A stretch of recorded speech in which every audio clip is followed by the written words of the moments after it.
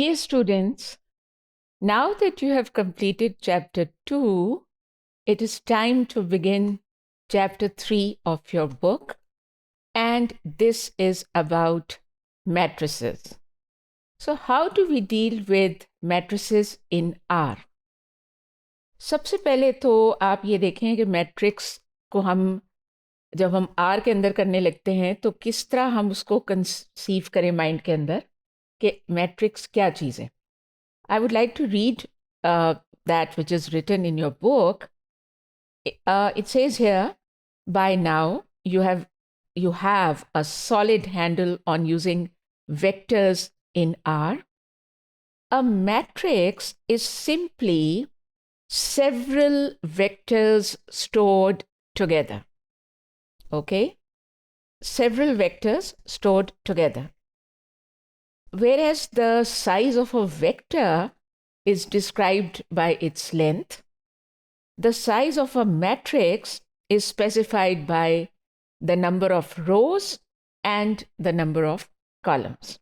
ये बुनियादी बात जब हो गई तो उसके बाद आगे ये लिखा हुआ है आपकी किताब में कि the matrix is an important mathematical construct and it is essential to many statistical methods.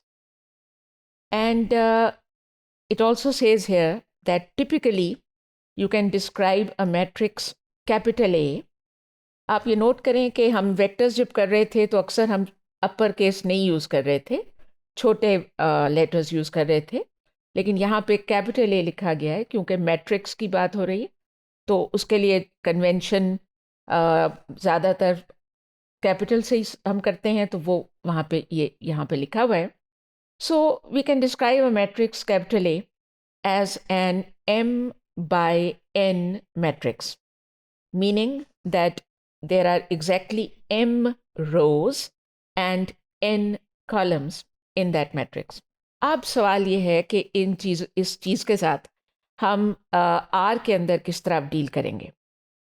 एक तो पहले ये आप देख सकते हैं फिगर, बिल्कुल इसी तरह लिखते थे ना पहले भी, स्मॉल A11, A12, A1N, ये पहली रो में आ गया, और इसी तरह सेकंड रो में A21, A22, A2N, और आखिरी रो में AM1, AM2 और AMN. Now, to create a matrix in R, we should use the aptly named, properly named matrix command. Okay? आपकी जो कमांड है वो सामने आपको नज़र आ रही है, MATRIX. तो इससे आसान क्या बात हो सकती है. जब हम कर ही मैट्रिक्स रहे हैं तो फिर यही कमांड होनी चाहिए थी, तो बहुत ही अच्छा हो गया. सो ये जब हम करेंगे तो उसके बाद पैरेंथेसिस के अंदर क्या हो रहा है उसको आप ज़रा गौर से देखें. It would provide the entries of the matrix to the data argument as a vector. यानी पैरेंथेसिस के अंदर वो आर्गुमेंट जो है पैरेंथेसिस की, वो डेटा जो आपने उस मैट्रिक्स में फिट इन करना है वो एक वेक्टर की शक्ल में आप लिखेंगे. और यहाँ पे क्या नंबर हैं वो, -3, 2, 893 एंड 0.17, 4 नंबर हैं. लेकिन इसके साथ ही इसके फ़ौरन बाद आपको कॉमा डालना है, और कॉमे के बाद आपने लिखना है एन रो.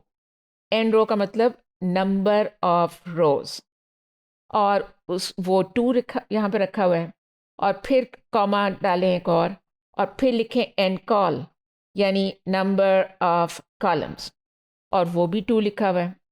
देखिए ना, वैसे भी आप खुद ही सोचें कि अगर 4 एलिमेंट हैं तो फिर अगर वो 2 रोज़ होंगी तो 2 ही कॉलम होंगे ना. टोटल नंबर ऑफ एंट्रीज अभी थोड़ी देर पहले मैंने क्या कहा था, M इंटू N.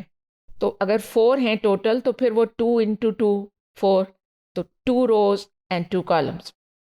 अब जब ये आप करेंगे तो उसके बाद ये देखिए कि कितनी इंटरेस्टिंग एक शक्ल आपके सामने आ गई है. This is the matrix. This is the matrix that you wanted. आम हालात में तो हम उस तरह लिखते हैं ना, जैसे कि ऊपर तस्वीर में आप देख रहे हैं कि हम बड़ा सारा एक स्क्वायर ब्रैकेट डालते हैं, दूसरी तरफ बंद करते हैं और उसके अंदर लिखते हैं। लेकिन जब आप यहाँ पे इसका आउटपुट देखते हैं तो ये इस तरीके से लिखा आता है। अभी पहले ये इसकी फर्दर डिटेल थोड़ी देर बाद बताती हूँ। पहले मैं इसको एग्जीक्यूट करूँगी आपके लिए। I would like to do that. तो ये पूरे का पूरा मैं कॉपी कर रही हूँ ताकि मुझे दोबारा टाइप ना करना पड़े। ऑफ कोर्स आप जब करेंगे नए सिरे से तो आप उसको टाइप ही करेंगे।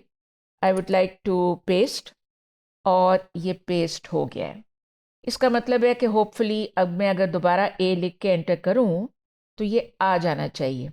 फिर देख लीजिए, पहले आपने लिखा MATRIX, उसके बाद आपने अपना डेटा लिखा वेक्टर की शक्ल में, और उसके बाद आपने कॉमे के बाद n रो बताया और n कॉल बताया। सो अब मैं दोबारा से ए लिख के एंटर करती हूँ एंड देयर यू आर। अब आपने देखा कि जो आपकी बुक में है बिल्कुल उसी तरह से आया है। तो अहम बात यह है कि हम इसको अंडरस्टैंड करें कि ये जो स्क्वायर ब्रैकेट्स के अंदर चीज़ें लिखी हैं ये किस तरह हम इसको इंटरप्रेट करेंगे। थोड़ा सा ये ट्रिकी आपको शायद लगेगा स्टार्ट में, लेकिन जब आप प्रैक्टिस करेंगे फिर आपकी समझ में आ जाएगा। मैं आपकी स्लाइड पे वापस आ गई हूँ और यहाँ ज़रा ज़्यादा बड़ा साइज़ में हमें दिख रहा है। अब देखें, अगर मैं इधर से स्टार्ट ले लूँ, रो वाइज पहले मैं स्टार्ट करूँ, तो देखिए कि आपने पहले भी सीखा था कि जब स्क्वायर ब्रैकेट डालते थे तो वो पोजीशन बताता था वेक्टर के अंदर भी। तो जिसको इंडेक्स वेक्टर भी हम कहते थे, वो चीज़ें। अब यहाँ पे देखिए, यहाँ भी स्क्वायर ब्रैकेट है और 1 कॉमा, कॉमे के बाद कुछ नहीं है। ज़रा इंटरेस्टिंग है, अजीब सा भी लग रहा है कि ये क्या है, लेकिन आप देख लें, this is how it works.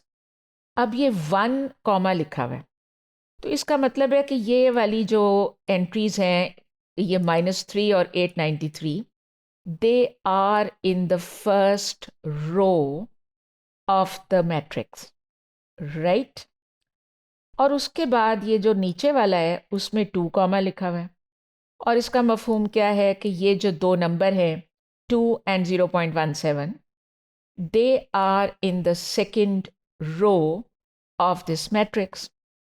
So I think it should be very clear कि आपको पता है ना कि I, J भी जब लिखते हैं, वो जब वो एंट्रीज के, वही बात के पहले कॉमे से पहले वाला रो को इंडिकेट करता है, कॉमे के बाद वाला कॉलम को इंडिकेट करता है। तो यहाँ पे ये कॉमे से पहले लिखे हुए हैं 1 का मतलब फर्स्ट रो, बाद वाला क्यों नहीं लिखा हुआ? क्योंकि वो एक नहीं ना है उसके आगे 2 हैं इस केस में, एक है -3, एक है 893। तो आप ये समझ लें कि वो अंडरस्टूड है कि बाद में तो वो जितने भी कॉलम हैं वो होंगे ना, वो सारे नंबर, लेकिन जो रो चल रही है वो फर्स्ट है और इसी तरह सेकंड। अच्छा जी, अब आप ऊपर से स्टार्ट लें कॉलम वाइज। कॉलम वाइज आप देख रहे हैं कि कॉमे के बाद 1 है, तो वही बात कि I, J अगर हो तो J कॉलम को जो डिनोट करता है वो कॉमे के बाद होता है जी।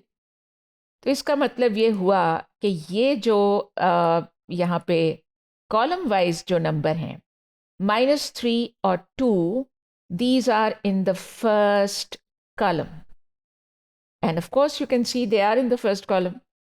और इसी तरह ये जो हैं 893 और 0.17, they are in the second column। So I think everything is fine। ये तो सब कुछ सही हो गया भाई। I don't think there's any problem।